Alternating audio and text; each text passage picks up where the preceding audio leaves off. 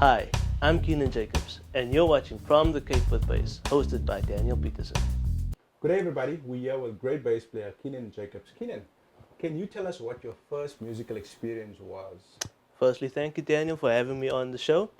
My first musical experience, as far as I can remember, like say about when I was 3 or 4 years old, um, I was exposed to a lot of gospel music, man. Like I mean, like my parents are, deep into the word, and so all I knew at the time was just gospel music. So like the first artist that really caught my attention, when I was around about that age was Roncanoli, man. Okay.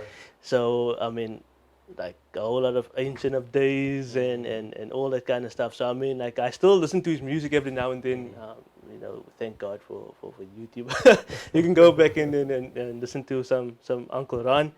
But other than that, whenever like when the radio's on and we will listen to some nice jazz music or some pop music, whatever the case may be. But yeah, that's basically it from there. Yeah. Wow.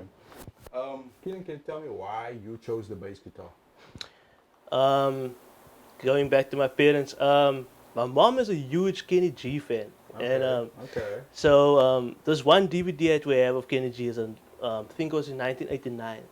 This DVD of Kenny, and the band that he has at the time was so solid, man. Like everybody's so deep into the pocket.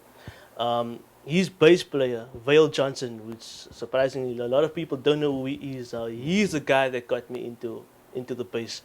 Um, I can just remember one evening I was making coffee, man, and then this DVD's playing, and I was like, "Oh, who's that on bass?" Cause I'm hearing insane slap stuff like in his solo, and I'm like, So at the time, did you know that was slapping? yeah, I Okay, knew it okay. was obviously of Abram Laboriel um, and who else? Al Turner that plays bass for Old Clue. So I knew a bit of slap bass. Thanks to your parents. Yeah, yeah. So yeah, so that bass solo changed my life, and I was like, that is exactly what I want to do. And then, cause I remember they looked at me as like, bass.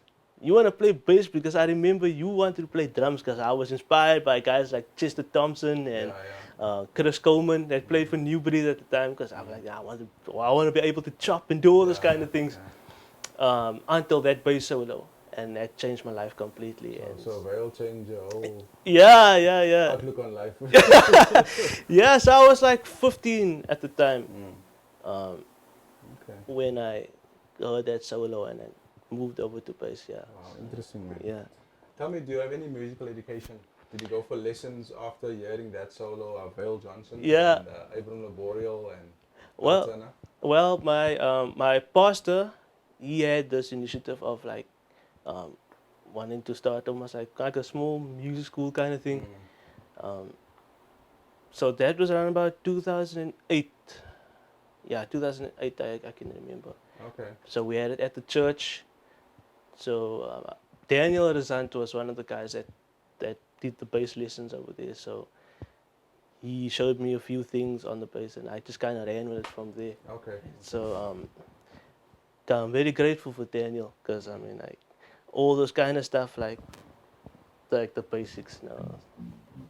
That's the kind of things that he showed me because I know he's a lot into like the punkster stuff Yeah, and yeah, I yeah. know that kind of things. So and he was the kind of person who would tell me, look here, you need to listen to like those bass players and you need to listen to like that kind of music if you wanna like stick into the music thing if you wanna do it full time. Yeah, yeah. So I'm very grateful for Mr. Daniel Rasant. Yeah. So it's good to have a Daniel in your corner. Yeah, you can say that again. Okay, man. Can you tell me about the albums or if you've worked on albums and the band that you've played for? Yeah, so artist wise, I've been very fortunate to play with a lot of artists for the last 4 years, I think, since I've been taking it seriously. So I've been working with Tracy Carter, um, David Parker, sax player, and his son David Parker also. So um, they were the first few artists that actually, that started to play with, um, and I'm trying to think what else I played with at the time. Um, it was Tracy, Maya Spector. I'm not sure if you heard of Maya Yeah, I've heard of Spector. Maya. Yeah, brilliant vocalist. Mm. Nalu is another up and coming artist that I've been fortunate to do a gig with. Um, I'm not sure if you heard of Selective Live. They basically um, give a platform to all kind of musicians around Cape Town. I mean, you get to meet musos from East London, from Joburg. They all come through and they come jam. So you also get to connect with a lot of beautiful musicians. Also, there's a whole different breed of musicians that come through. Um, so in that field, I've worked with artists like Owet, who was a brilliant keyboard player. Met guys like Grant van Rooyen, another brilliant bass player. Shante Phillips is a friend of mine, good friend of mine. So we've been doing a lot of shows, say from 2010, yeah, around about 2010 till about now. We've been doing a Okay. lot of shows together. Okay. So yeah, Interesting. albums. I've only recorded about 2 singles with a guy named Sean Tate. Okay. He's been on this program called Superstera. I'm not sure if you remember Superstera back Yeah, in. yeah, yeah. So he won that competition back in 2006. So he's been in the industry since I think he was about 13 when he won it. Um, so now recently I did 2 songs with him. One is called Dan Mujahid. Second one called Four Kings Way. It's basically where he grew up. So he's basically Okay. telling us his story. So Okay. it's just the two that I played on. Can you tell us about the gear that you have? Cool. So right now this is my Chord B5 left hand edition. So yeah, I think this is still the older model because I know the newer one has the Mark bass preamp. Yeah. Because I think this is still the Bartolini preamp that's in here. And with this, I have Diodario, the medium gauge strings on here. I'm a big fan of Diodarios. Yeah, so I've been playing this bass for over 10 years now. Over 10 years. So I've been playing a lot of recordings also, live recordings with Sean Tate on his unplugged performance on YouTube. So that's the bass I use on that show. And my other bass is the action bass, 4 string, because I know I've into Jaco Pastorius. So that's a passive bass. Yeah, it's the passive bass, and I love that bass. Simply because you can also get that Marcus Miller tone out of it. When you go up and to the neck pickup, so you can get a lot of it at Marcus Miller tone. So whenever I'm doing shows that require some good funk and some slap stuff, my action bass is my go-to. Yeah. Nice. Yeah. Nice. Do you have any advice for young up-and-coming bass players and musicians out there? All I can say is, if it's something that you want to pursue, I mean, like, just go for it, man. Like, and also, just pray. Just leave it in the Lord's hands. I mean, like, He will open the right doors for you, and also, just remain humble. I mean, like, that's something nobody has to tell you, and that's something that comes out on your own.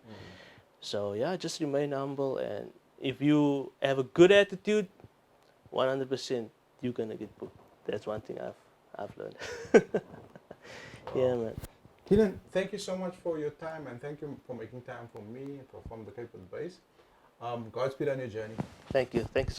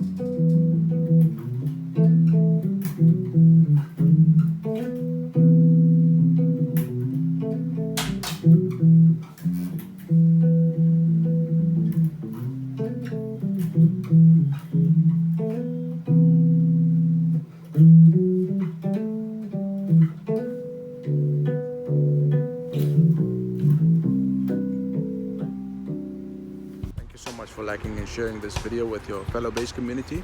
Please follow for McCaper Bass on Facebook, Instagram, and YouTube. Thank you so much.